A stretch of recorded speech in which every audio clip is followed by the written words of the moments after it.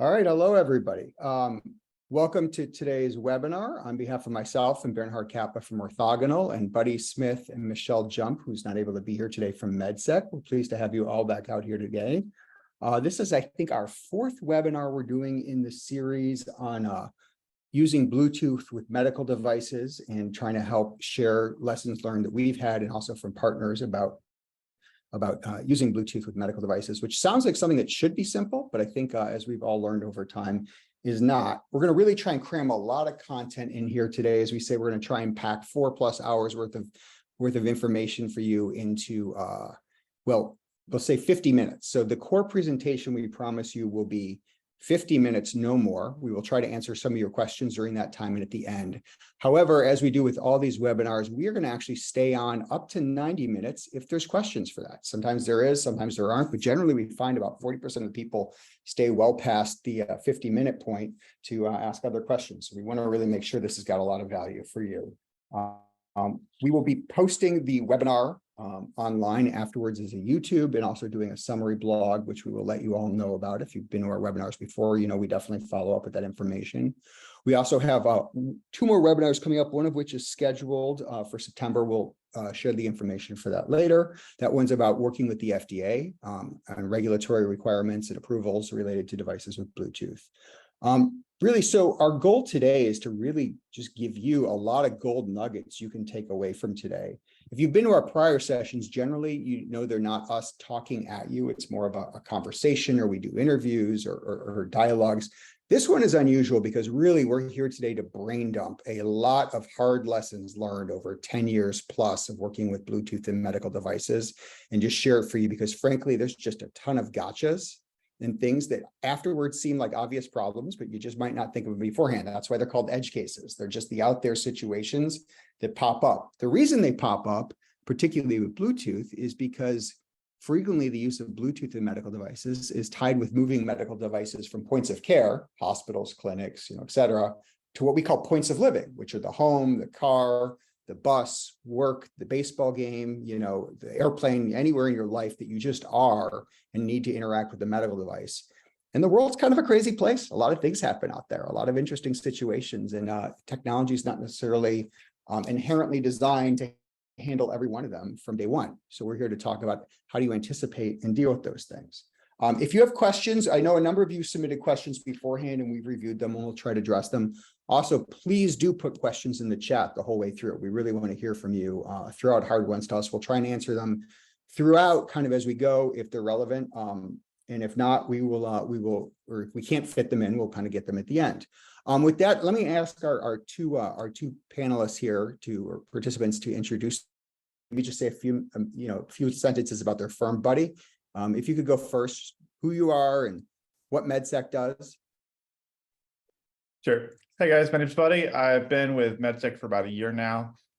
We are a firm that focuses only on medical device security. So we do penetration testing, threat modeling, as well as regulatory support for medical device manufacturers.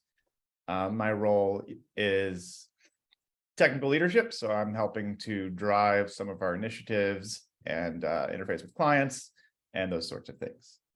Nice to meet you all. Great. And Bernhard, I'll just sort of hand it over to you with the slides, but you could start with who you are and the very short thing about who we are as a firm. Got it. So I'm Bernhard Kappe. I'm the CEO of Orthogonal. Started Orthogonal about 13 years ago now, and we've been working in the connected medical device space as that has evolved. So lots of what we have done has involved building out connected device systems involving Bluetooth, mobile apps, cloud computing, AI algorithms as those have gone along. And we found this to be very interesting space, both because we can really affect a lot of improvements in patient outcomes by leveraging all of these technologies, but also modern software development methods that allow us to use fast feedback loops to improve patient outcomes faster. Bluetooth is an area that we've taken our lumps from early on with Bluetooth edge cases. So this particular topic is near and dear to my heart. And you'll see a little bit later kind of how we think about these things and some examples of the scenarios that you might not normally think of as part of a Bluetooth process. So let me start. I get this a lot from people who aren't really in the trenches of this. What do you mean Bluetooth edge cases? Bluetooth is easy. All you got to do is pair once with a device. It connects automatically. You get a reading. You're done, right? So that is really the happy path for a pretty simple medical device connectivity. But is it really easy when you start looking at the different scenarios? Is it one device? Is it many devices? Which device are you connecting to? Is it a new device or one that's replacing an old one? What's the security around the device? Do you have the right phone permissions to even pair and connect? Connecting automatically, well, is Bluetooth on? Is there low battery, which may not allow you low battery settings on the smartphone? Do you just have an OS update? Are you out of range? Is there interference with other devices? As far as getting a reading, is this a one-time reading, or are you doing continuous background processing as you would for, say, a CGM or for a cardiac monitoring device? And then also, are you doing this in foreground? That behavior on a smartphone is very different than background behavior. And what do you do with things like stored readings if you're connecting to it for the first time after 3 months? So lots and lots of actual things that can happen. And so there's lots that can go wrong, right? It depends on the complexity of the device. You could have dozens of what if scenarios.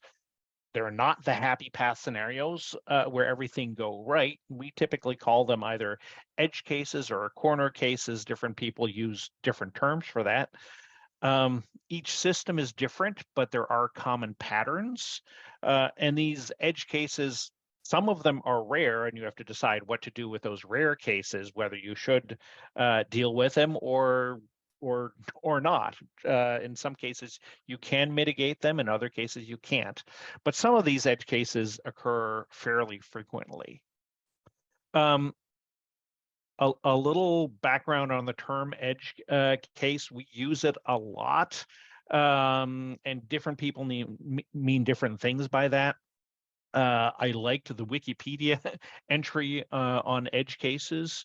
So in engineering, right, it's a problem or situation that occurs only at an extreme maximum or minimum operating parameter. A corner case is one where you have multiple parameters interacting, and the edge cases can be expected or unexpected.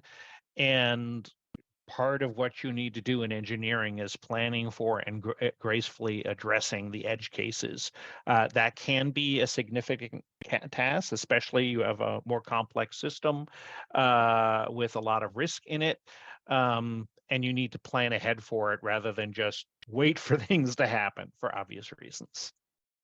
Let's look at a particular example. So this is a project we worked on a number of years ago. It's an implanted CGM that is expected to be in the body on one battery charge for 2 years, and it communicates via BLE to a smartphone and provides real-time glucose data. So every couple of minutes, new CGM data gets to the smartphone, and pretty cool device, but a lot of interesting challenges for this.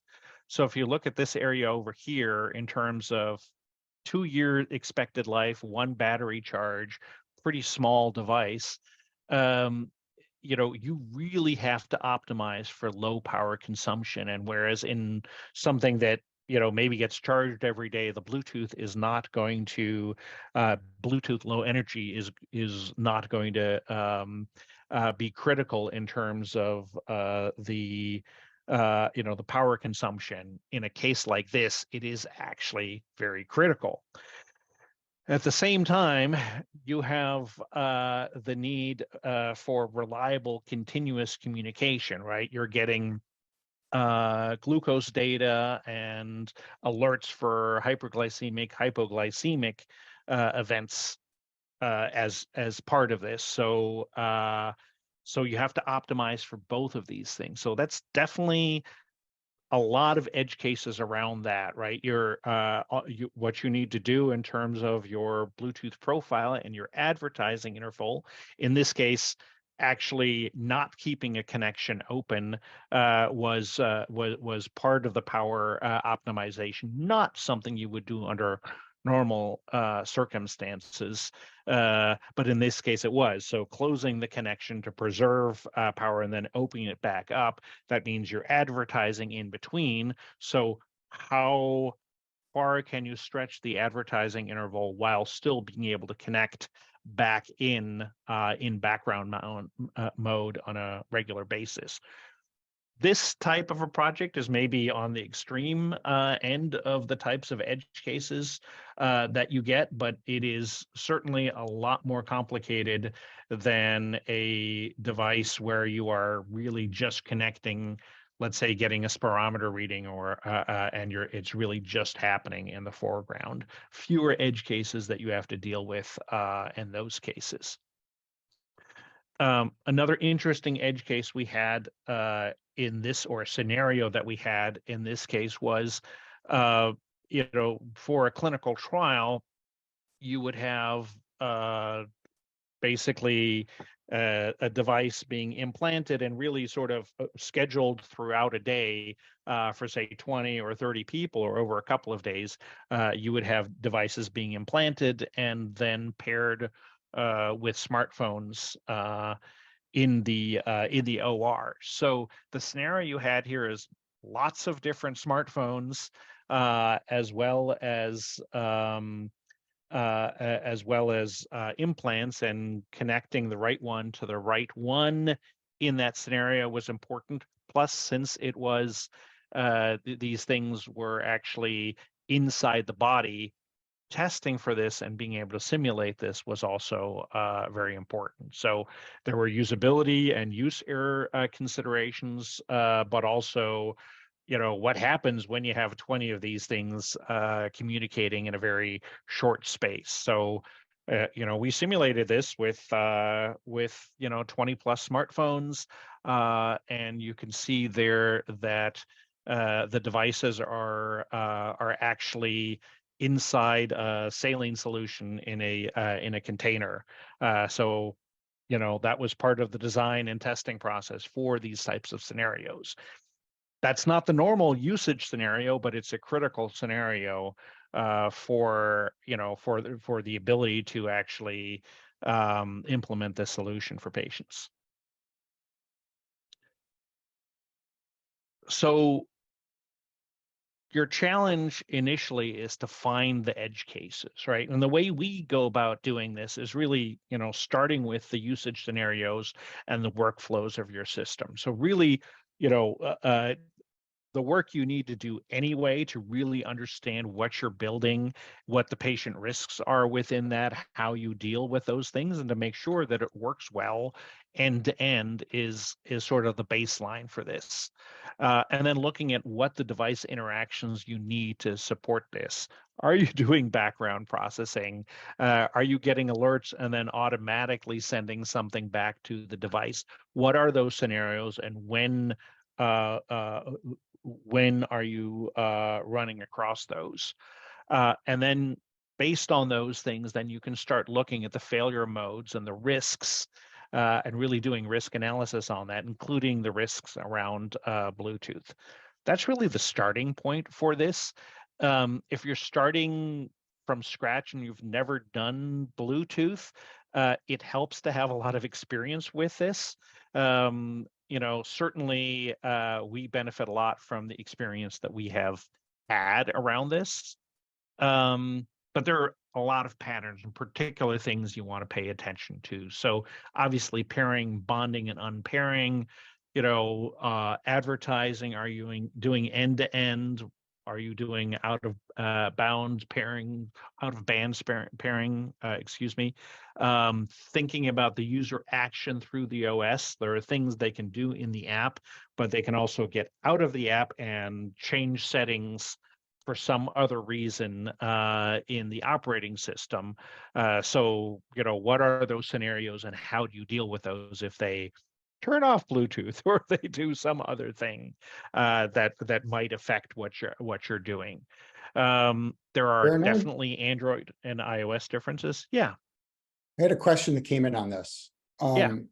Someone basically wrote in and said, hey, I was telling somebody I was coming to this webinar, and they made a comment to me like, Bluetooth is a hack for consumer technologies. It was meant to connect an iPod to a car. It was never intended to do things like support medical device use cases. No wonder we have any problems, so many problems with it. I'm curious if you have any reflection on that generally of sort of the roots of Bluetooth and how we're using it. And is it a hack, or are we beyond that? I mean, I think this, very often what happens is you end up with technologies that start as consumer technologies, and they end up becoming, much more in general use. So Bluetooth and Bluetooth Low Energy have been around since, I think, BLE started in 2010. And yeah, initially, a lot of the use cases with smartphones ended up being consumer use cases, but as often happens, they end up being very powerful and they get used for other types of things. So sure, maybe at some point it was a hack, but there have been hundreds and hundreds of ever more sophisticated medical device systems that use those, and Bluetooth has evolved. But you do have to be clear on what you're using it for and what not, right? Bluetooth isn't the right thing for everything that you're doing.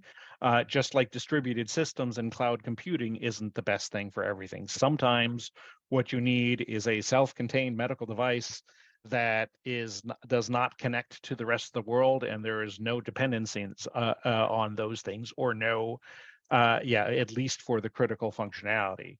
I'm thinking about a defibrillator per se, right? You don't want, whether it's Bluetooth or cellular connectivity, or even connectivity, wired connectivity of this to a backend and the cloud, and the everything you do to control the defibrillator is sitting up on the cloud.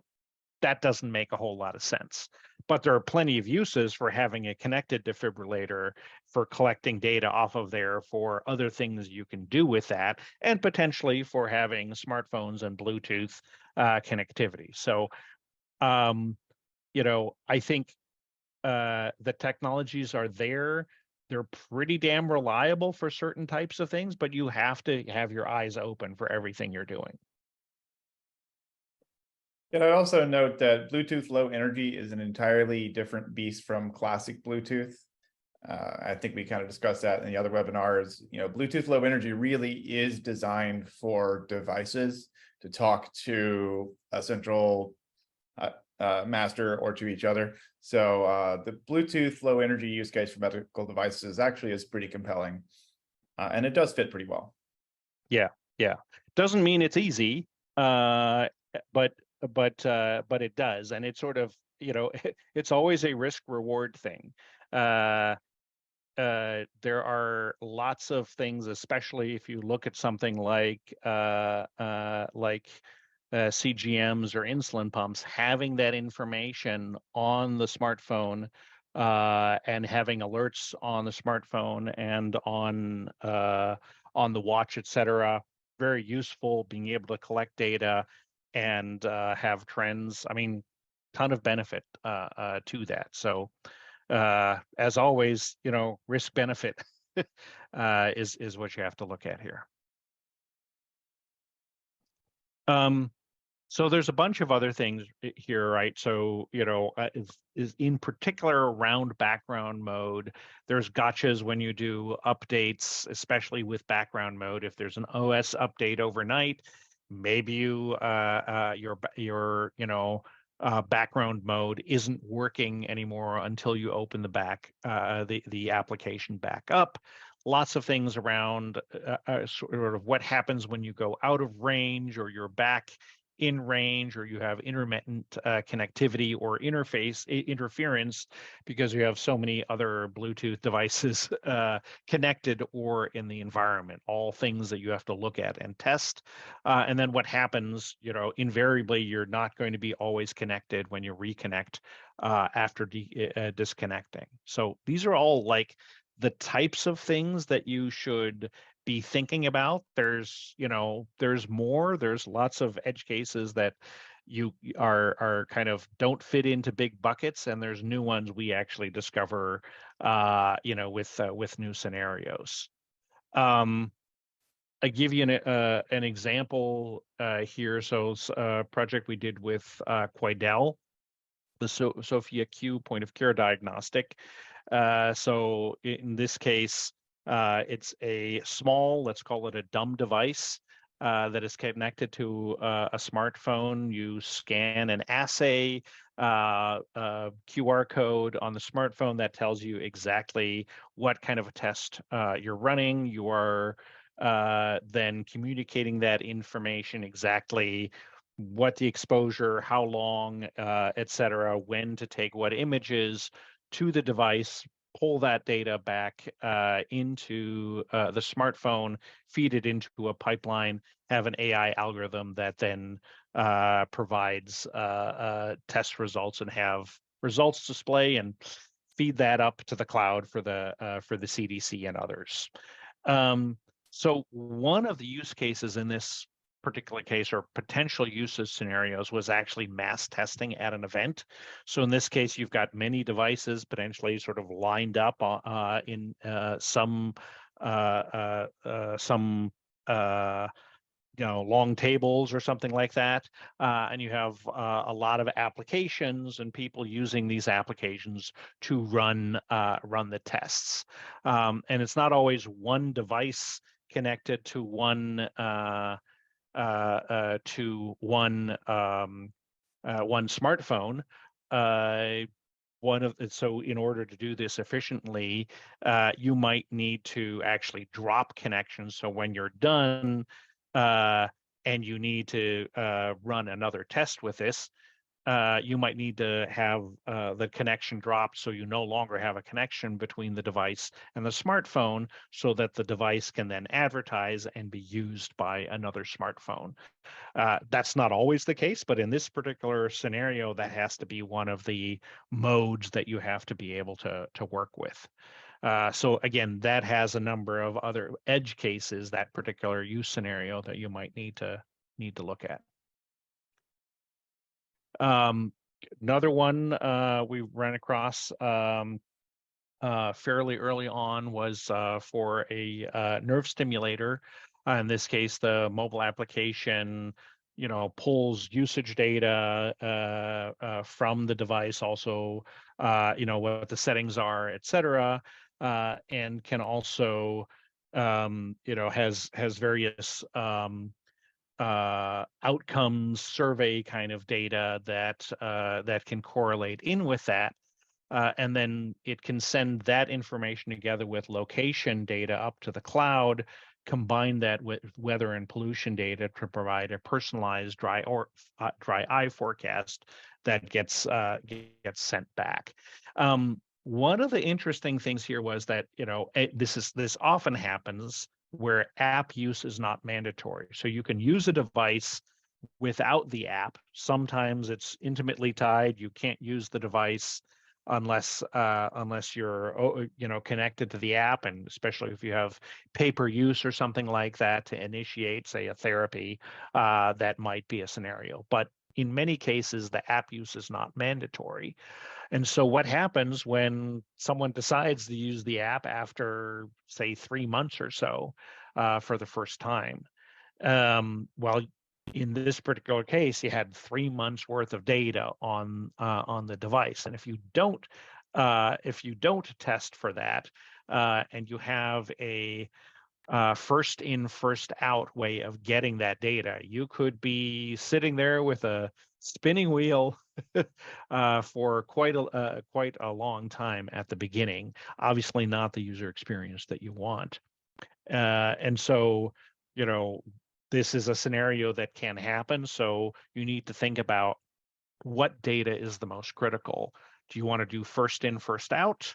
Most often you want to do that you don't want to do that. You want to do last in, first out, or LIFO rather than FIFO, and then decide how much data do you need to get into the smartphone before you can actually start using the app. In this case, we didn't need very much data, so we could very quickly get the data we needed up so that they can then take the actions. And then in the background, we were collecting all of the rest of the 3 months of data. I'll pause there. Randy, any other questions to this point? A couple people had asked about some kind of different specific scenarios. So I don't know if you want to cover them now or later. Intermittent connections, error handling, compatibility with peripheral devices on Android, or a couple of the topics that come in if you want to handle them now or later. And one also about speed, speed of the connection, whether you get edge cases around speed. Yeah, I mean, so maybe we can talk about the edge cases around speed, right? You've got, if you're in a non-polluted environment and you have you're close, the two devices are close, you have a lot better connectivity and speed than if you're, say, up to the maximum range of BLE 5.0 of, when everything's right and you have, not a bunch of walls in between 500, 600 feet, it's going to be a lot slower. So I think, for the speeds side of it, it depends, you have to do that modeling to understand how much data are you pulling across, and providing instructions for how far away you can be. If, for example, what you're doing is collecting waveform data, let's say real-time background, you're collecting ECG data, and depending on how many channels you have, et cetera, that could be a lot of data, and how much sampling you have. You're going to have to look at that. With Bluetooth 5, and as long as you're close by, you can get data through, but probably not at the level that it's actually being sampled, right? So you have to think, okay, what data do I really need to bring across on a real-time basis? Is this something that's being worn every day for 2 months, or is it a day or 2 days, and I care about certain data getting through now, and other data I'm going to pull off after I'm no longer wearing this monitor. So that's something that you have to really look at. And certainly when we are one of the first questions we asked when we have something where we are doing background data collection is, how much data is it, and does it comfortably fit in what we need to do? If the answer is you want to remotely monitor someone from 1,000 feet away with BLE, probably not the right use case. But if it's right next door, again, you want to test through those things. That's probably one of the more extreme cases. I think there's also video and image data where, again, you may have some, edge constraints, but there's a lot of them. Even CGM data is not that bad. It's every 2 seconds or so. Every 2 minutes or so, and it's not that much data that you're pulling across. So those are things you just have to model out at the beginning if you think you're going to be near the edges in terms of your usage scenario. What was the other one in terms of intermittent connectivity? Yeah, Is that right? Yeah. connectivity that comes and goes essentially. Yeah. I mean, that is a hard one. I think what you again, those are probably things that are happening when you're, is the smartphone in your backpack, is the smartphone on the other side of a house that has that has a bunch of thick walls in between. Are you somehow going into and out of a Faraday cage, etc.? All those types of things are issues. So one, again, understand when you're running into those, and are those the scenarios you should be planning for and working through. But then the key there is understanding, if you are going to run across those, how much effort are you going to have to put in place in order to mitigate for those things? So certainly gracefully dealing with what happens when you lose a connection, and what happens if you lose the connection and then it gets reestablished and only for a very short period of time. If you're doing that in the middle of a download for firmware, not a good scenario to be in. There's only so much you can do to actually mitigate those things, other than alerting folks. And if it happens enough, or if you're doing something that may be a critical task, letting people know that, hey, you should, for this purpose, while you're doing this, you should probably be keeping the smartphone not in your pocket, but out and relatively close to the device. But it is one of the hardest things to actually find and to simulate. We'll get into that a little bit later. What we've done over the years is really, create an edge case library. So every time we have run across edge cases, and we've done this for over 12 years in dozens of BLE medical device systems, new edge case scenarios where we provide, for ourselves, detailed issue descriptions, the scenarios, differences between operating systems, and what actions you can take to mitigate those, if any. And then we try to include acceptance criteria and testing methods for those as well. And then we review that as part of any new product development effort with BLE. And, we come up with new edge cases. Sometimes there's no new edge cases for a few months. Sometimes it's like 4 or 5 during the course of the month that we run across. So here's an example of a few. I just pulled a few out of there, at least the kind of high level descriptions of these. So an example here is the device out of range while linking. So the distance between the mobile app and, in this case, we had it for a pulse generator exceeded the maximum effective distance required to keep a stable Bluetooth connection. So in this particular case, we can only prompt the user. We can't communicate with the device if there's no device found. We have no way of knowing that the device is off or out of range. We can only check that Bluetooth is on and permissions are granted. If these checks pass, we can show on and in range messaging, right? So again, then it's a question of communicating failure modes, and then also figuring out if this is something that is happening on a recurring basis, providing the right alerts, right? And the trick there is, what are your thresholds for this? If this happens, one time, two times, is that enough? Or is this something that that is happening back and forth, and then you might need to send something if it's happening over the course of a minute or so.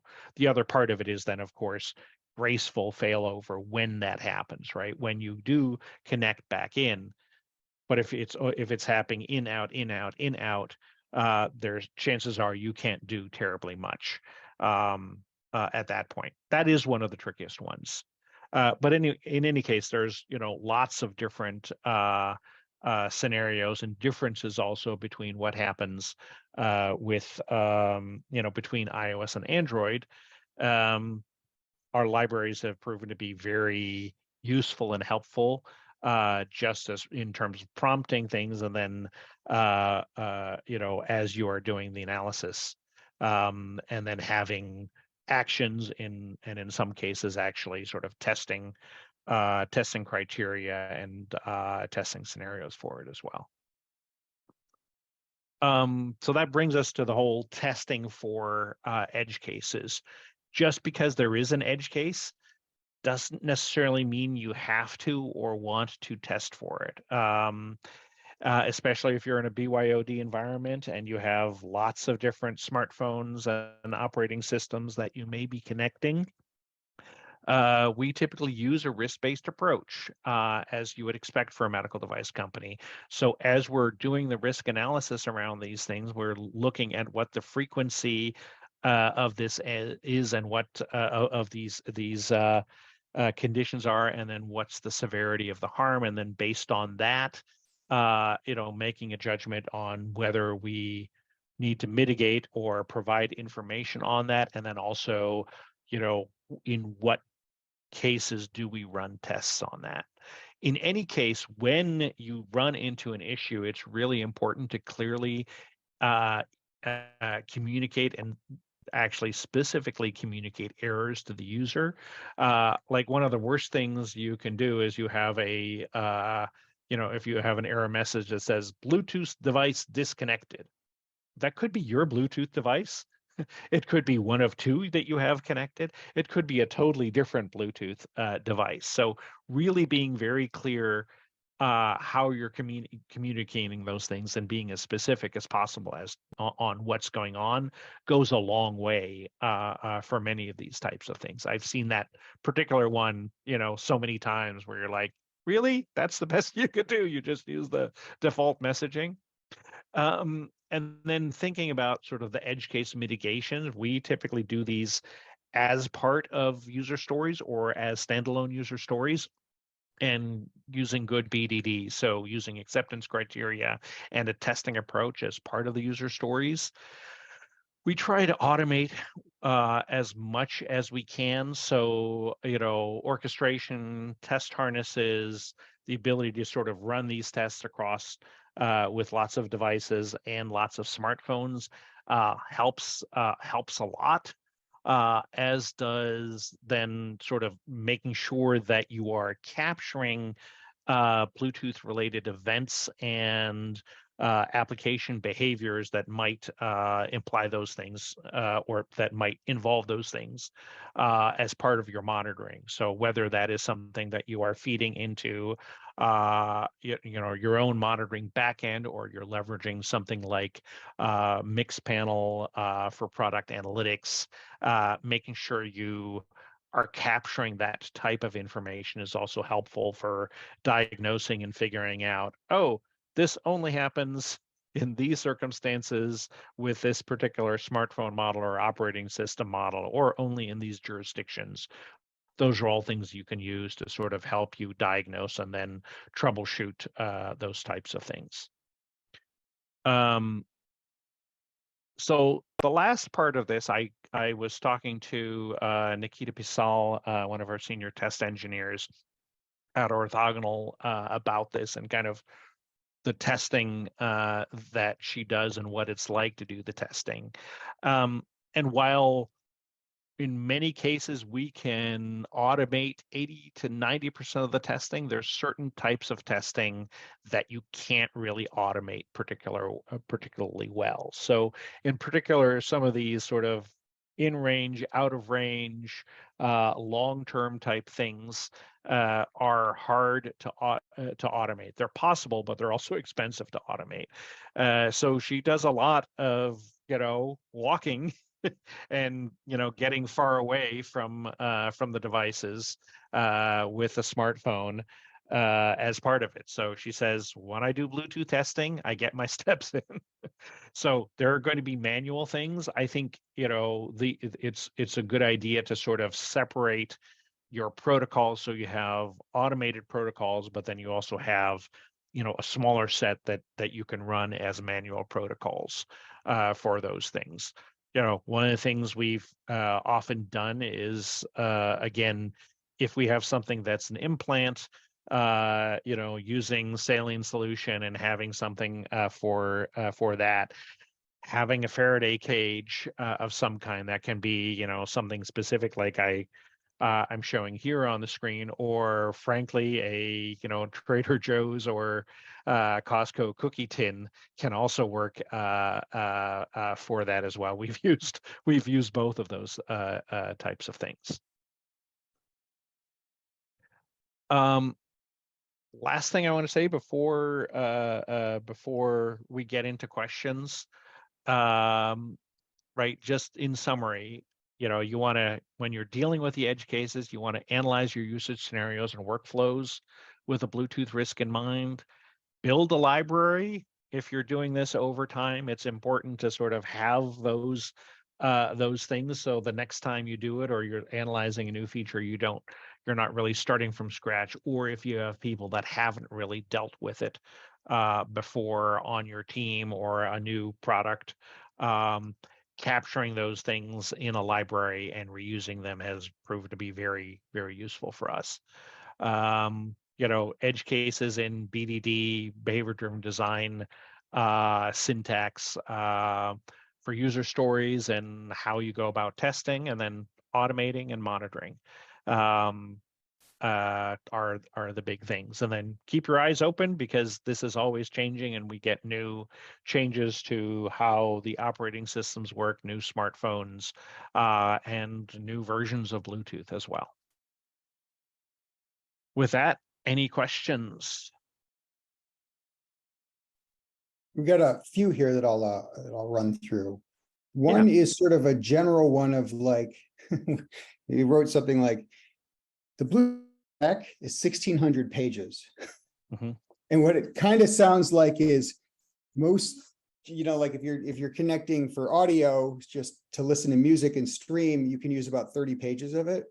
But you guys are using like 1,200 pages of it. And that begs the question, is it enough to just know the edge cases, or do you have to have a really senior Bluetooth engineer on hand, regardless of, I think can your team just learn Bluetooth and follow the edge cases? You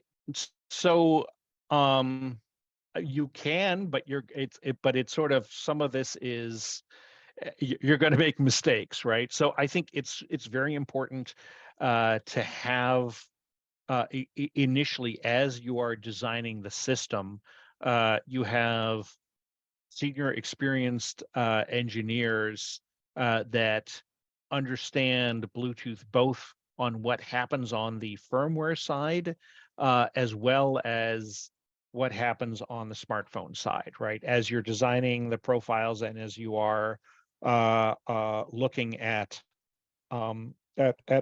advertising that part, and yes, looking at edge cases and looking at sort of the usage scenarios as part of that. But yes, it helps to have people that have deep experience. Not everyone at Orthogonal has that depth of experience, but we have senior engineers, and we also have partners that we collaborate with on that, so that we are taking those things into consideration. There are a lot of things where you can learn it on your own, but it's really good for the Bluetooth stuff to work with people who know what they're doing and have done it before. A clarifying question based on what you had said, are there different people then who are sort of your firmware proprietary device side people as opposed to your consumer smartphone people for Bluetooth, or is it the same person? You know, ideally you have people who know all of that, but that's really, really hard to find. And so, so again, you want firmware people to have some knowledge and experience of what's happening on the smartphone side, and someone on the smartphone side who understands the firmware side well enough. Also, if you can find that in one person, God bless, and let me know, and I'll hire them. But it's very it's very difficult. So you want it's typically two folks at least on a particular project, one on the firmware side, one on the smartphone side, and their interaction, and hopefully they've done it together a lot before. We have that with some of our partners where, I know if I get this engineer on that side and this engineer on our side, we're going to get, a great profile and advertising, and have thought through those things as part of that design effort. And then, they'll also, if you have those kind of people, they'll also ask the questions as part of the design process. What about this? What about that edge case? How is this being used in the workflow? They're great to have in as part of the design process and the risk management process as well. Okay. Buddy, what's your experience on this in parallel on sort of the security side of experience versus being able to learn, having an advisor, having somebody on the team? To our audience, understanding this is a loaded question, we will acknowledge we're consultants, and this is not genuinely not intended to answer. Hire a consultant. I mean, in the security, Bluetooth, low energy, and Bluetooth are no different than any other communications link. So if you have experience with medical device security, applying that to Bluetooth is not really too different. It does help to have a little bit of domain-specific knowledge, but in general, the things that we recommend and that the industry is moving towards is, you're going to have your risk assessment, your safety and security risk assessment, and your threat model before you even decide we're going to put Bluetooth in this system. So once you have those things, it's fairly straightforward in terms of, making sure that your implementation is safe and secure, but you can always leverage a consulting firm if you need guidance there. Yeah, I would say here that, just as that, don't start with Bluetooth, start with your requirements and your usage scenarios, and don't assume that this is the only way to do it. Sometimes cellular is better. Sometimes you don't want it connected at all. There are an awful lot where we're using Bluetooth, but there are also all of the, sometimes people misuse Bluetooth, right?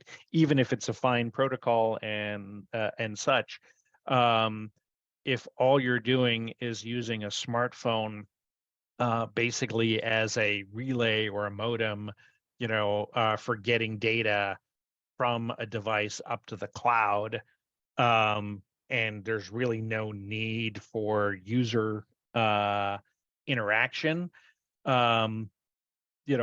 you're not going to, it's not going to work forever in background mode.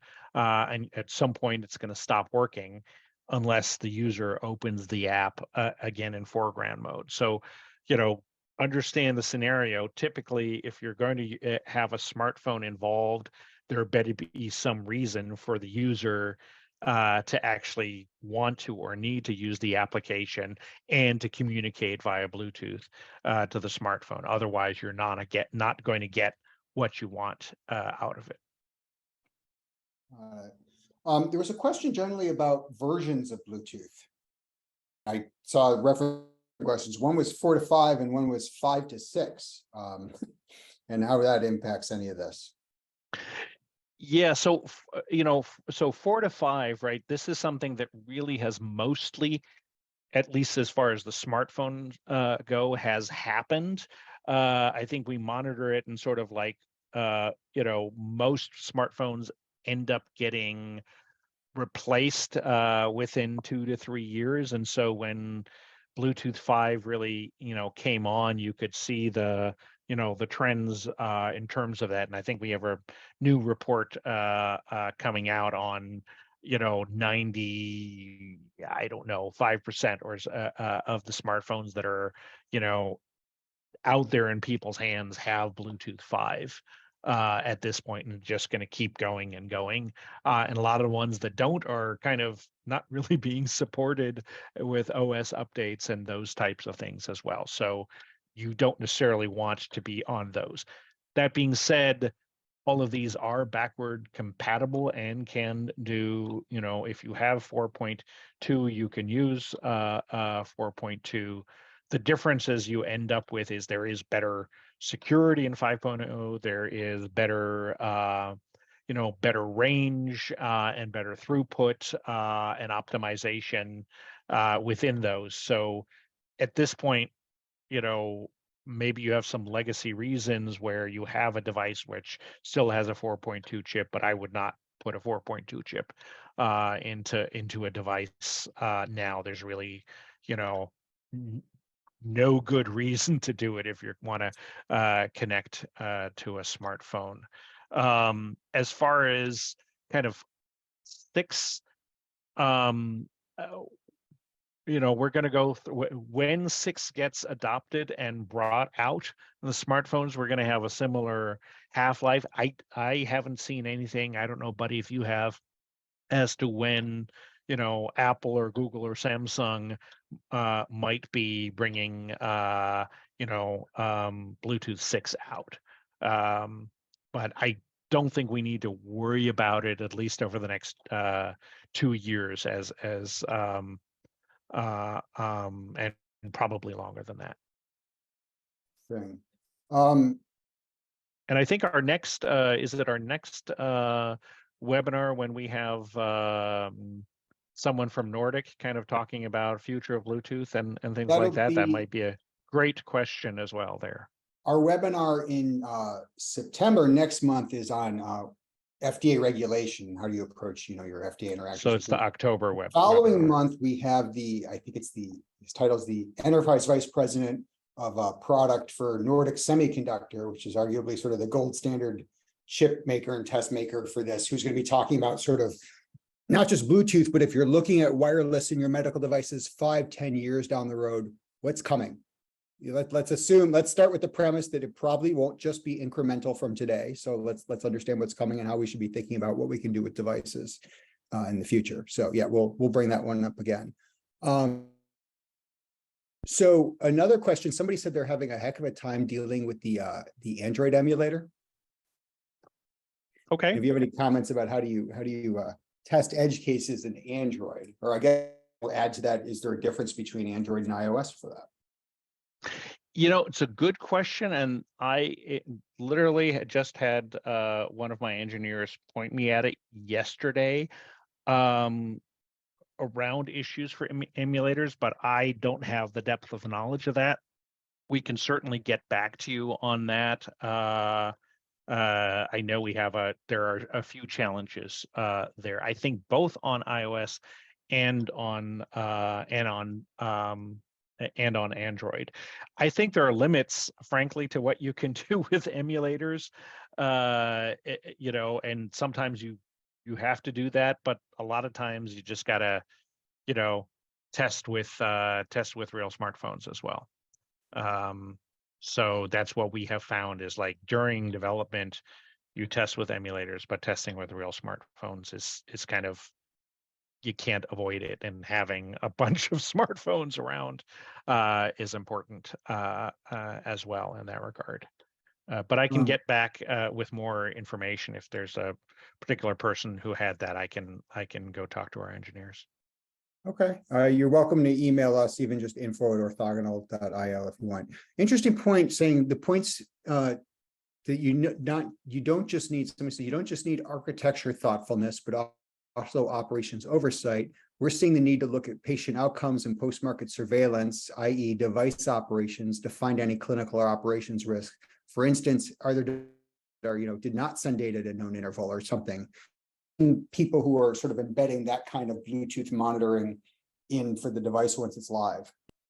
Absolutely. I think that's part of the, of what you need to think about, and at design time, right? What are the things you want to be monitoring, and then also how do you deal, with that monitoring? What actions do you take or do you not take, right?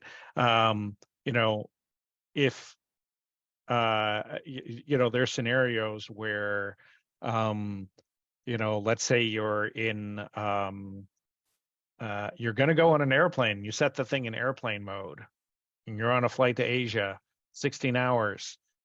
You are not sending data up to the cloud unless you, somehow connect that via Wi-Fi, et cetera. But in many cases, you're basically not connecting to the cloud. So if you were doing background monitoring there in the cloud on those devices, like, oh my God, this device is offline, there are issues with this. So you have to think about, okay, what are those scenarios? What kind of feedback do you want to provide to people? What of that is happening on the smartphone? What is sort of happening in the cloud with messages down to the patients, and what's the frequency of that, or the users, shall we say, and what's the frequency of that? So again, very much dependent on the use case, and you have to balance getting that data with annoying the users, and sometimes there's no perfect answer to that. Yeah, I will add something that we're seeing more broadly that's less the technical Bluetooth and more than the organizational culture question, which is, once you start doing that kind of monitoring, that's for a lot of organizations a big change. And once you have it, you need to actually do something with it. So that's not just the engineers stick it in. The whole organization needs to be ready for that. Which is, it's fundamentally raising the bar, but it's activities to raise the bar. So you don't want to just slide that in and then wait for it to happen.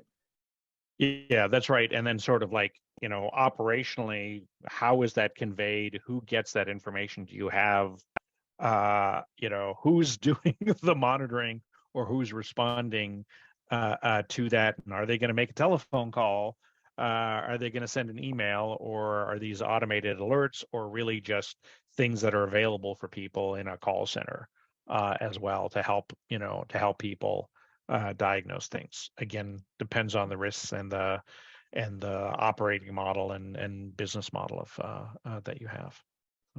One final question. It's a great question, but I actually kind of hate to end on it just because it sounds like a planted sales question, but I swear to everybody it's not. Question is, if we partner with Orthogonal, do you share the edge case library and other resources? Yes, certainly. As part of the project, we will do that and share that for sure. Yes. Would you say there's also a good chance that coming out of the project we'll have a new edge case? And this It is all a living depends, list, right? I'd say every second project or so has new edge cases. Yeah. Okay. So you don't think we're done building that list? I hope not. Okay. Let's see any other questions in here. If I missed one from anybody, I apologize. Again, please send them to info@orthogonal.io. Again, we'll have this posted in YouTube very shortly, and we'll let you know if you want to pass this on to anybody. We'll give a longer blog summary this company in the next week or two, and you'll also be getting information about our upcoming webinar on FDA regulation month. So thank you all for joining very much. Thank you, Bernhard. Buddy, any final comments? Nothing on my end. Thanks everyone for your time. Really appreciate it. Terrific. Yep. All right. Thanks, everybody. All right. Bye-bye.